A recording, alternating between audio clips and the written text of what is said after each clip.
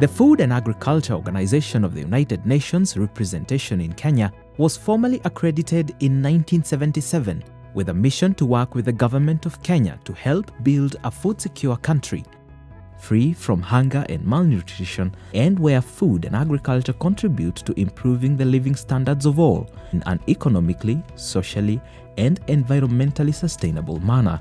For 40 years, FAO has contributed to agricultural productivity, access to services, and encouraging the adoption of innovative technologies among rural smallholders, especially women and youth who make up the majority. FAO is proud to be associated with key interventions that continue to reinforce our mission. Rinderpest is arguably the most deadly animal virus in history. There was no vaccine, so there were great losses to the herd in the area. I can remember, because during that time, where I was, a quarantine was imposed. It had an impact because you could not even sell the animals. You could not take them anywhere else for grazing, so you were confined by that quarantine. The Global Rinderpest Eradication Program was conceived as an international coordination mechanism in the late 1940s to achieve the global eradication of rinderpest. The implementation of the program activities resulted in eradication of the disease, with the last outbreak being reported in Kenya in 2001, and by 2011 the virus was completely eradicated.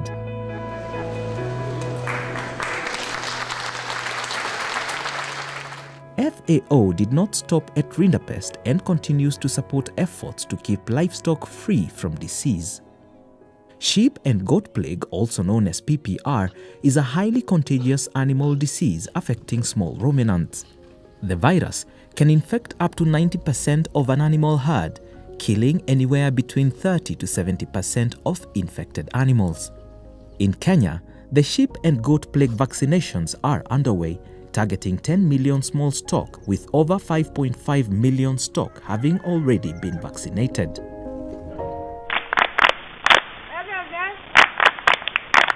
The Farmer Field School Platform (FFS) was introduced in Kenya in 1995 on a pilot basis under FAO's special program on food production and food security in low-income countries. The people-oriented approach aims to build the capacity of farmers to analyze their production system, identify problems, test possible solutions, and eventually adopt field-proven practices most suitable to their agricultural practices. As you can see in the diagrams, they've drawn a cow with ticks, and now they are trying to look at how they can be able to encounter this problem of ticks. FAO is committed to building institutions that can stand on their own 2 feet and contribute towards ending hunger. In 1963, FAO established the Dairy Training Institute in Naivasha with the aim of providing practical and theoretical in-service training in dairy husbandry and dairy technology. In recent years, FAO has continued to contribute towards new approaches of farming, mitigating and solving possible future challenges within the sector. One such approach is building resilience through good agricultural practice and conservation agriculture in productive semi-arid areas of Kenya, while ensuring that farmers have access to financial services and information. The blue economy and aquaculture are an important part of this growth. The Fisheries Management and Development Bill of 2016 provides for the conservation, management and development of fisheries and other aquatic resources to enhance the livelihood of communities that depend on fishing. Through the Africa Solidarity Trust Fund, FAO supports small-scale aquaculture farmers through capacity building in aquabusiness and the adoption of improved technology for increased production.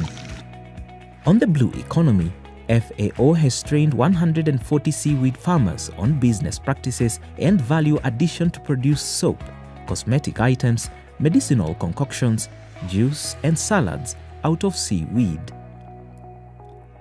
FAO has also built a seaweed shed for proper drying of seaweed to reduce post-harvest losses due to rainfall and direct sunlight. FAO is acutely aware that despite the tremendous progress we have made over the years, Kenya is not food secure. Overall, poverty and food insecurity have declined, but millions of Kenyans still grapple with hunger and malnutrition. In the first quarter of 2017, close to 3 million people in Kenya were classified as severely food insecure as a result of 3 consecutive years of poor rains. Changamoto ilikuwa ng'ombe wangu, nilikuwa na watu asubuhi mpaka saa 2 usiku. Kulikuwa hakuna lisho kabisa. Nilikuwa natoka hapa naenda Makomboani Kaloleni, nenda kata manyasi huko na waletea, na nikununua shamba la mtu. Maji pia hakuna, nafanya kununua mtungi shilingi 50, na ng'ombe wangu walikuwa wengi, walikuwa hawezi kutoshwa na mtungi mmoja. FAO, together with the National Drought Management Authority, issued early warning of the impending drought towards the end of 2016. FAO was one of the first agencies that participated in drought response. So I'm now in Kilifi, which was one of the probably most devastated counties by the drought. Interventions include rapid provision of animal feed and water, animal health programs, combined with timely purchase of livestock for slaughter, and injecting financial resources into local markets. Kwa hivyo FAO na hao watu wote ambao wamehusika kutuletea hiki chakula wamenisaidia sana, na si kunisaidia mimi wala kusaidia yule mnyama ambaye nilimpatia hicho chakula, walisaidia jamii. Other intervention efforts include natural resource management, climate change interventions, as well as predictive systems for early intervention. One such intervention is the development of a policy on antimicrobial resistance, AMR, and the National Action Plan signed by both the Ministries of Agriculture and the Ministry of Health. AMR is an emerging global threat escalated mostly by naturally acquiring resistance, overuse, underuse, or misuse of antimicrobials, especially in agriculture. I want to thank very much the government of Kenya for the support they have given us, even before the host country agreement was signed in 1977, because without the support of the government, we wouldn't have managed to partner. I also want to thank the people of Kenya, most of whom have been our beneficiaries, because we are here celebrating 40 years because of them. We are celebrating what they have achieved. We are celebrating their partnership with them.